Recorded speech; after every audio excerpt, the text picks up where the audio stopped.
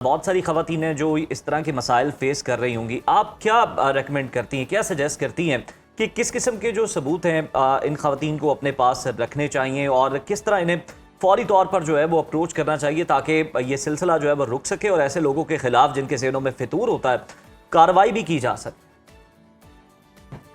बहुत दफ़ा ख़वातीन और बाकी लोग भी ये समझते हैं कि हमें जो फौजदारी मुकदमात के लिए सबूत और शवाहिद चाहिए होते हैं वैसा ही इसमें चाहिए होता है। ऐसा बिल्कुल नहीं है। अच्छा। ये एक सिविल ऑफेंस है और इसके लिए ख़ास तौर पे हरासमेंट के कानून ऐसे बनाया गया है कि उसमें एविडेंस का तरीका या शवाहिद का तरीका बहुत फ़र्क है।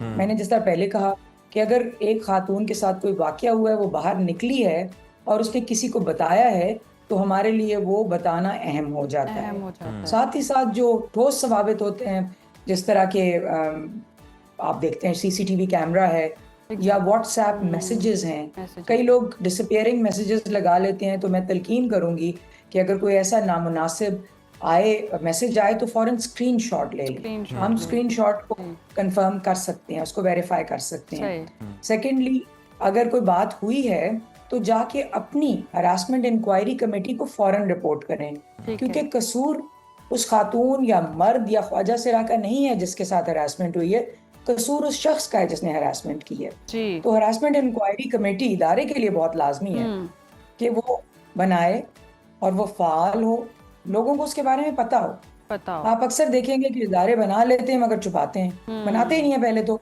जब बना लेते हैं तो फिर छुपा देते हैं या अहम नहीं समझते कि लोगों को पता हो।